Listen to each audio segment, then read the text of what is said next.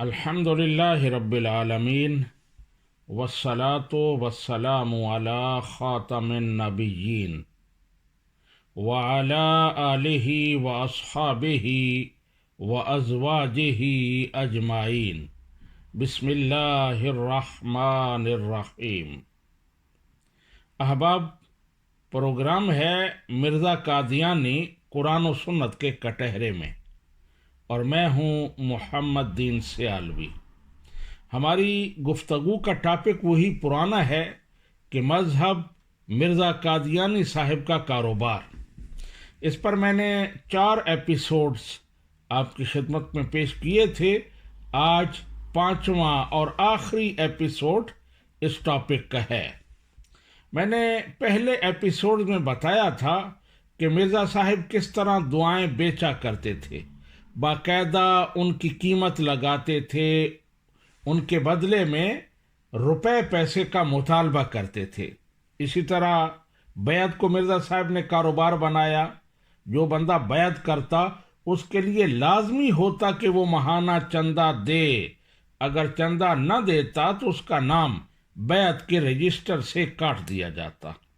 اسی طرح میں نے براہین احمدیہ کا بتایا تھا کہ وہ بھی سرمایہ جمع کرنے کا ایک بہانہ تھا، ایک طریقہ تھا، ایک تجویز تھی کہ براہین احمدیہ کے نام پر لوگوں کو ابھارا جائے، ایکسپلائٹ کیا جائے، اور پھر اس کے نام پر پیسہ جمع کیا جائے۔ تو یہ ساری باتیں میں نے بتائی تھی۔ آج جہاں سے گفتگو کا آغاز کر رہے ہیں وہ ہے قبروں کا کاروبار۔ مرزا اینڈ کمپنی کا سب سے بڑا اور سب سے منافع بخش کاروبار قبروں کا کاروبار ہے۔ اس کا ہیڈ آفس قادیان میں ہے۔ پاکستان بننے کے بعد ربوہ ضلع چنیوٹ میں بھی اس کی ایک برانچ کھولی گئی، اور معتبر ذرائع کے مطابق اب یورپ میں بھی اس کی برانچیں کھولنے پر غور ہو رہا ہے۔ جیسے جیسے پاؤنڈ اور ڈالرز کا ریٹ بڑھتا جا رہا ہے تو ایسے ایسے یہ تحریک زور پکڑتی جا رہی ہے کہ یہاں بھی اس کی برانچز کھولی جائیں، یورپ میں بھی قبروں کا کاروبار کیا جائے۔ اس کاروبار کا ٹریڈ مارک بہشتی مقبرہ ہے۔ اس بہشتی مقبرہ کے بارے میں قادیانیوں کا یہ عقیدہ ہے کہ جو اس میں دفن ہو وہ جنتی ہوتا ہے، لیکن اس میں کوئی حقیقت نہیں ہے۔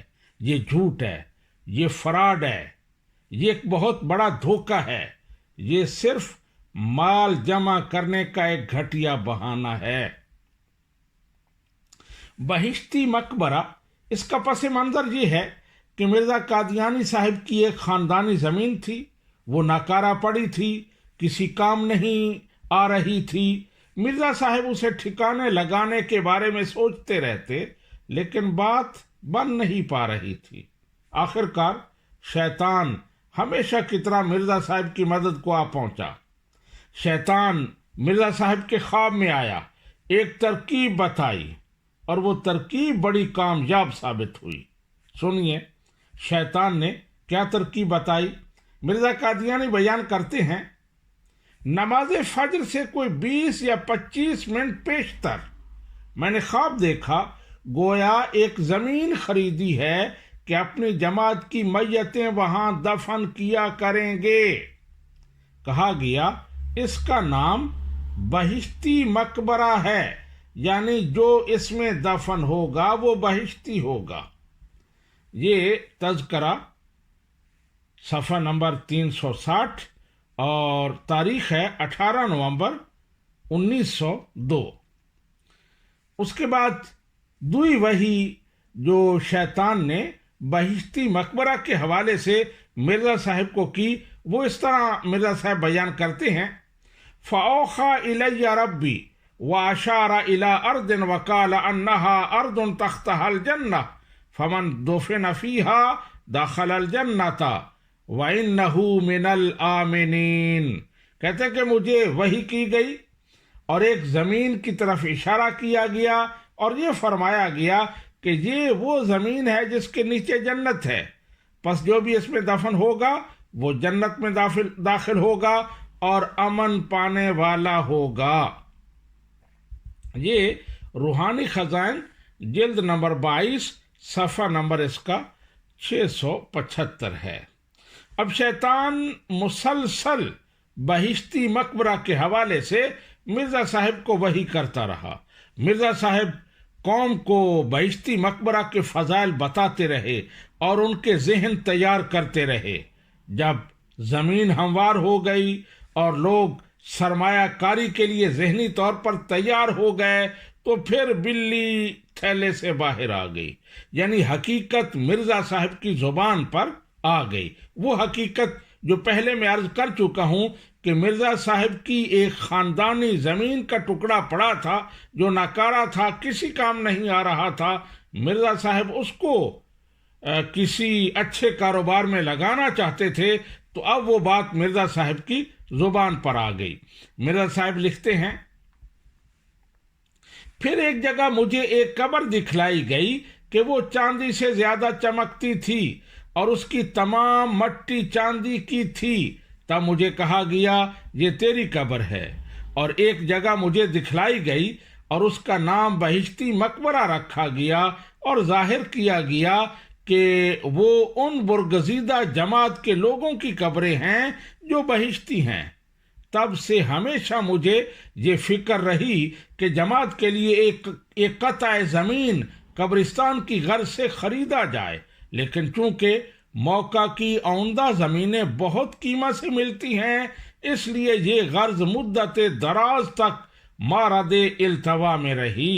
اب اخویم مولوی عبد الکریم صاحب کی وفات کے بعد، جبکہ میری وفات کی نسبت بھی متواتر وحی الہی ہوئی، تو میں نے مناسب سمجھا کہ قبرستان کا جلدی انتظام کیا جائے۔ اس لیے میں نے اپنی ملکیت کی زمین جو ہمارے باغ کے قریب ہے، جس کی قیمت 1000 روپیہ سے کم نہیں، اس کام کے لیے تجویز کی، اور میں دعا کرتا ہوں کہ خدا تعالیٰ اس میں برکت ڈالے اور اسی کو بہشتی مقبرہ بنا دے۔ روحانی خزائن جلد نمبر 20 ہے، صفحہ نمبر 315 ہے۔ تو یہ مرزا صاحب نے لکھا اور اس میں اپنی زمین کو بھی وہ لے آئے کہ میں اسے تجویز کرتا ہوں کہ اس کے لیے اس زمین کو استعمال کیا جائے۔ اس طرح مرزا صاحب کی وہ زمین ٹھکانے لگ گئی۔ اب بہشتی مقبرہ کے لیے باقاعدہ ایک سسٹم بنایا گیا اور اس کے باقاعدہ قواعد و ضوابط بنائے گئے، اس کی فیس رکھی گئی کہ اس میں دفن ہونے والے کیا کریں گے۔ مرزا صاحب نے کہا کہ بہشتی مقبرہ میں دفن ہونے کے لیے ضروری ہے کہ جو صاحب جائیداد ہے وہ اپنی منقولہ و غیر منقولہ جائیداد کا 10واں حصہ مرزا اینڈ کمپنی کے لیے وصیت کر کے جائے۔ کامل الایمان کا اختیار ہے کہ وہ اپنی اس وصیت سے زیادہ لکھ دے، لیکن اس سے کم نہیں لکھے گا، کم نہیں ہوگا۔ یہاں مرزا صاحب کہہ رہے ہیں کہ اختیار ہے، لیکن اختیار صرف ایک طرف کا ہے، جس میں مرزا صاحب کا فائدہ ہے کہ اختیار صرف رقم بڑھانے کا ہے کہ ویسے 10واں حصہ وصیت لکھنی ہے، لیکن اگر زیادہ لکھ دیں تو بہتر ہوگا، لیکن 10 میں سے کم نہیں لکھیں گے، اس طرف اختیار نہیں ہے۔ روحانی خزائن جلد نمبر 20 صفحہ نمبر 323 ہے۔ اب یہاں میں ایک بات عرض کرنا چاہتا ہوں کہ قادیانی یہ بات کرتے ہیں، بالخصوص قادیانی مربی، کہ یہ مولوی غلط بتاتے ہیں کہ وہاں جو 10واں حصہ وصیت کرے وہ دفن ہو سکتا ہے، وہاں اور بھی شرائط ہیں، وہ کیوں نہیں پڑھتے؟ وہاں تو یہ بھی لکھا ہوا ہے کہ جس کے پاس کچھ نہیں ہے اگر وہ نیک اور صالح ہے تو وہ بھی وہاں دفن ہو سکتا ہے اور اس سے کچھ نہیں لیا جائے گا۔ تو میں کہتا ہوں کہ ہاں، بے شک یہ شرط لکھی ہوئی ہے، اور میں نے اوپر اسی لیے بیان کیا ہے کہ جو صاحب جائیداد ہے وہ اپنی جائیداد کا 10واں حصہ وصیت کرے۔ لیکن اب سوال یہ ہے کہ کتنے لوگ ہیں جو مرتے ہیں اور صاحب جائیداد نہیں ہوتے، پیچھے کچھ نہیں چھوڑ جاتے؟ میرے خیال میں بہت ہی کم لوگ ہوں گے، اتنے کم کہ وہ کسی شمار قطار میں بھی نہیں آتے۔ جو بھی دنیا میں آتا ہے، اس دنیا میں کچھ دیر گزارتا ہے تو وہ کچھ نہ کچھ کماتا ہے۔ اس لیے اس شرط سے کمپنی کے کاروبار پر کوئی فرق نہیں پڑتا، بلکہ یہ تو وہ جیسے کسٹمرز کو کمپنیاں انسینٹیوز دیتی ہیں انہیں متوجہ کرنے کے لیے، تو یہ تو ایسی ہی شرط ہے، اس سے کمپنی کے کاروبار پر کوئی اثر نہیں پڑتا۔ آگے مرزا صاحب نے یہ بھی لکھا کہ جو اس قبرستان میں دفن ہونے کی وصیت نہیں کرے گا اور اپنی جائیداد کا 10واں حصہ وصیت نہیں کرے گا وہ منافق ہوگا۔ تو لکھتے ہیں، اور میں سچ سچ کہتا ہوں کہ وہ زمانہ قریب ہے کہ ایک منافق جس نے دنیا سے محبت کر کے اس حکم کو ٹال دیا ہے، وہ عذاب کے وقت آہ مار کر کہے گا کہ کاش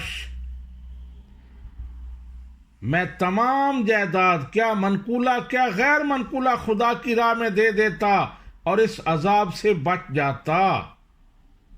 یعنی وہ بندہ جو وصیت کر کے نہیں مرتا، اس قبرستان کے لیے 10واں حصہ وصیت نہیں کرتا، وہ منافق ہے، اس پر عذاب ہوگا اور وہاں وہ چیخے گا اور کہے گا کہ کاش میں 10واں حصہ کیا ساری ہی جائیداد وصیت کر کے آتا۔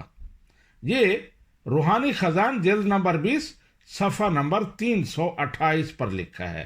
اور اسی طرح مرزا بشیر الدین محمود مرزا قادیانی کے بیٹے، انہوں نے بھی اس بات کی تصدیق کی ہے کہ جو وصیت نہیں کرے گا 10واں حصہ بہشتی مقبرہ کے لیے تو وہ منافق ہے۔ یہ منہاج الطالبین ان کی کتاب ہے، اس کے صفحہ نمبر 16 پر یہ چیز موجود ہے۔ اب آگے چلیے، مرزا صاحب جس طرح ایک لالچی ذہن کے مالک تھے، وہ لینا جانتے تھے، دینا نہیں جانتے تھے۔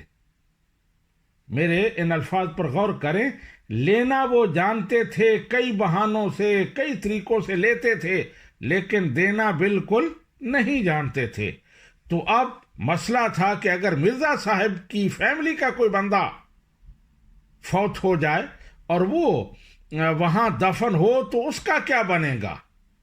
تو مرزا صاحب کہتے ہیں کہ میری نسبت اور میرے اہل و عیال کی نسبت خدا نے استثناء رکھا ہے، باقی ہر ایک مرد یا عورت ان کو ان شرائط کی پابندی لازم ہوگی، اور شکایت کرنے والا منافق ہے۔ یعنی میں اور میری فیملی ہم کچھ نہیں دیں گے، ہم اس شرط سے بری ہوں گے، اور جو کوئی شکایت کرے گا کہ یہ کیا ہوا، آپ نے کیوں اس سے برات کر لی، تو کہتے ہیں کہ وہ منافق ہے۔ احباب، علامہ اقبال رحمۃ اللہ علیہ نے قادیانیوں کے اسی کاروبار کو دیکھتے ہوئے یہ شعر کہا تھا، ہو نکو نام جو قبروں کی تجارت کر کے، کیا نہ بیچو گے جو مل جائیں صنم پتھر کے۔ کہ تم قبروں کا کاروبار کرتے ہو تو کیا اگر تمہیں پتھروں کے بت ملے تو اس کا کاروبار نہیں کرو گے؟ ان کو بھی اسی طرح بیچو گے جس طرح قبریں بیچتے ہو۔ احباب، اب میں ڈائریکٹ قادیانی احباب سے مخاطب ہونا چاہتا ہوں اور انہیں بتانا چاہتا ہوں کہ تمہارے ساتھ بہت بڑا دھوکہ ہوا ہے۔ جیسے میں نے پہلے بتایا ہے کہ بہشتی مقبرے کی کوئی حقیقت نہیں ہے، یہ صرف مال اکٹھا کرنے کے گھٹیا طریقہ اور بہانہ ہے۔ تو اب میں آپ کے سامنے ایسا حوالہ پیش کرنے لگا ہوں جو قادیانیوں پر ایٹم بم بن کر گرے گا۔ اگر ان میں تھوڑی سی بھی سوجھ بوجھ ہے تو ان کی آنکھیں کھلی کی کھلی رہ جائیں گی اور وہ یہ سوچنے پر مجبور ہوں گے کہ ہمارے ساتھ کتنا بڑا فراڈ ہوا ہے۔ وہ حوالہ سنیے۔ مرزا قادیانی لکھتا ہے، کوئی یہ خیال نہ کرے کہ صرف اس قبرستان میں داخل ہونے سے کوئی بہشتی کیوں کر بن سکتا ہے، کیونکہ یہ مطلب نہیں ہے کہ یہ زمین کسی کو بہشتی کر دے گی، بلکہ خدا کے کلام کا یہ مطلب ہے کہ صرف بہشتی ہی اس قبرستان میں دفن ہوں گے۔ یہ روحانی خزائن جلد نمبر 20 صفحہ نمبر 321 پر ہے۔ احباب اور بالخصوص قادیانی حضرات، الفاظ پر غور کریں۔ مرزا قادیانی صاحب کہہ رہے ہیں کہ صرف بہشتی ہی اس قبرستان میں دفن ہوں گے، یعنی کوئی اس قبرستان میں دفن ہونے کی وجہ سے بہشتی نہیں ہوگا۔ یہ نہیں کہ کوئی جہنمی اس میں آئے گا، دفن ہوگا تو وہ بہشتی ہوگا، نہیں، بلکہ جو پہلے سے بہشتی ہے وہ اس میں دفن ہوگا۔ تو میرا سوال یہ ہے کہ جو پہلے سے بہشتی ہے اگر وہ کسی اور قبرستان میں دفن کر دیا جائے تو اس سے کیا فرق پڑتا ہے؟ وہ تو بہشتی ہے جی۔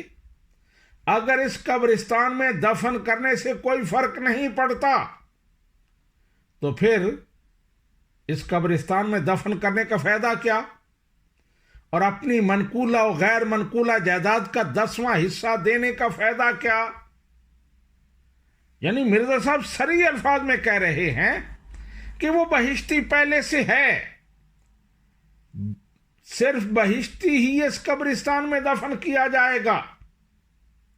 جب پہلے سے بہشتی ہے تو پھر اس قبرستان میں دفن کرنے کی یہ زحمت کیوں گوارا کی جا رہی ہے؟ تو احباب، قادیانیوں کو سوچنے کی ضرورت ہے کہ قبروں کے نام پر کس طرح کا کاروبار چلایا گیا ہے اور تمہیں دھوکہ دیا گیا ہے۔ اگر تم بہشتی ہو تو تم بہشتی ہو، چاہے اس قبرستان میں دفن ہو یا نہ ہو، اور اگر تم جہنمی ہو تو پھر جہنمی ہو، چاہے اس قبرستان میں دفن ہو جاؤ چاہے کہیں اور دفن ہو جاؤ۔ یہ رزلٹ ہے مرزا صاحب کے اس آخری حوالے کا جو میں نے پیش کیا ہے۔ تو میں نے کہا قادیانیوں کے لیے غور و فکر کی ضرورت ہے۔ اب آگے میں یہ عرض کرنا چاہتا ہوں کہ قادیانی یہاں قرآن پاک کی ایک آیت پیش کرتے ہیں اور کہتے ہیں کہ قرآن پاک میں یہ تصور موجود ہے کہ مالوں کے ذریعے جنت خریدو۔ اللہ سبحانہ و تعالی ارشاد فرماتا ہے ان اللہ اشتری من المؤمنین انفسهم واموالهم بان لهم الجنہ، بے شک اللہ تعالیٰ نے مومنوں سے ان کے جان و مال خرید لیے ہیں اور اس کے بدلے میں انہیں جنت عطا فرما دی ہے۔ تو قرآن کہہ رہا ہے کہ اپنے مالوں کے ذریعے جنت حاصل کرو، تو ہم بھی مال دے کر 10واں حصہ وہ جنت خریدتے ہیں۔ تو میں نے اس کی حقیقت تو پہلے بتا دی ہے مرزا قادیانی صاحب کے حوالے سے کہ کوئی جنت تم نہیں خریدتے۔ وہ کہہ رہے ہیں کہ اس زمین میں کوئی خصوصیت نہیں ہے۔ میں پھر ایک دفعہ ان کے الفاظ آپ کو پڑھ کر سناتا ہوں۔ کہہ رہے ہیں کہ کیونکہ یہ مطلب نہیں ہے کہ یہ زمین کسی کو بہشتی کر دے گی، یعنی اس قبرستان میں دفن ہونے کی وجہ سے کوئی بہشتی نہیں ہوگا، بلکہ جو پہلے سے بہشتی ہے وہ اس قبرستان میں دفن ہوگا۔ یہ ہے مطلب اس کا۔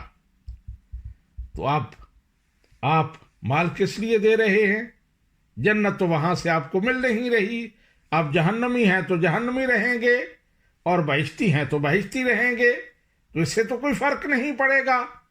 تو میں عرض کرتا ہوں کہ یہ جو آیت قادیانی پیش کرتے ہیں یہ ان کے لیے مفید نہیں ہے، کیونکہ یہ آیت عام ہے۔ مال کسی بھی مد میں لگاؤ، کسی غریب کی مدد کرو، مسجد کو دو، تو اس کے بدلے تمہیں اللہ سبحانہ و تعالیٰ جنت عطا فرمائے گا۔ تو اس طرح جنت خرید لو مالوں کے بدلے۔ لیکن یہاں دعویٰ بڑا خاص ہے، اس لیے اس کے لیے دلیل بھی خاص چاہیے، اس طرح کی عام دلیل نہیں بن سکتی۔ دعویٰ خاص اس طرح ہے کہ بہشتی مقبرے کے لیے جو 10واں حصہ دے گا وہ جنت حاصل کرے گا۔ تو اس آیت میں کہاں لکھا ہوا ہے بہشتی مقبرے کے لیے جو 10واں حصہ دے؟ اور 10واں حصہ کہاں لکھا ہوا ہے؟ پھر یہ ہے کہ جو یہ وصیت نہیں کرے گا وہ منافق ہے، تو اس آیت میں کہاں لکھا ہوا ہے کہ وہ منافق ہے؟ تو اس طرح کے بہت سارے سوالات اٹھتے ہیں۔ قادیانی آنکھیں بند کر کے اس آیت کو سن کر خاموش نہ ہو جائیں، بلکہ اپنے مربیوں سے پوچھیں کہ اس کا کیا مطلب ہے، یہ دلیل، یہ حدیث، قرآن کی یہ آیت کیسے دلیل بن سکتی ہے؟ ہاں، اگر دلیل پیش کرنی ہے تو خاص دلیل پیش کرو۔ قرآن و حدیث میں کسی ایسے قبرستان کا ذکر ہو کہ وہاں 10واں حصہ جو دے کر دفن ہوگا وہ جنتی ہوگا۔ ہاں، احادیث میں 2 قبرستانوں کا ذکر ہے کہ وہاں دفن ہونے والے جنتی ہوتے ہیں، جنت البقیع کا اور جنت المالا کا، اور ان کے نبی کریم صلی اللہ علیہ وآلہ وسلم نے بڑے فضائل بیان فرمائے۔ سید عائشہ صدیقہ رضی اللہ تعالی عنہا بیان کرتی ہیں کہ رسول اللہ صلی اللہ علیہ وآلہ وسلم رات کے آخری حصے میں جنت البقیع میں تشریف لے جاتے اور وہاں دعائیں فرماتے، اور ایک دعا آپ یہ کرتے، اللہم اغفر لأہل بقیع الغرقد، کہ اے اللہ بقیع غرقد والوں کی مغفرت فرما دے۔ اور انہی فضائل کا نتیجہ تھا کہ صحابہ کرام کوشش کرتے کہ مدینہ شریف میں انہیں موت آئے اور وہیں دفن ہوں جنت البقیع میں۔ حضرت عمر بن خطاب رضی اللہ تعالی عنہ کی مشہور دعا ہے، آپ دعا کرتے تھے، اللہم مرزقنی شہادتا فی سبیلک واجعل موتی فی بلد رسولک، کہ اے اللہ مجھے اپنے راستے میں شہادت نصیب فرما اور اپنے رسول کے شہر میں مجھے موت دے۔ تو اس طرح ان قبرستانوں کے فضائل ہیں، لیکن کسی حدیث میں ایسی بات نہیں ہے کہ جو ان کے لیے 10واں حصہ وصیت کر کے مرے گا تو اس کے لیے جنت ہوگی۔ تو یہ ساری باتیں بنائی ہوئی ہیں، یہ بدعت ہیں، ان کا حقیقت سے کوئی تعلق نہیں ہے۔ اللہ سبحانہ و تعالیٰ کی بارگاہ میں دعا ہے کہ وہ ہمیں ہدایت دے۔ تو احباب، یہ تھا آج کا پروگرام، دیکھتے رہیے، پوچھئے، وما علینا الا البلاغ۔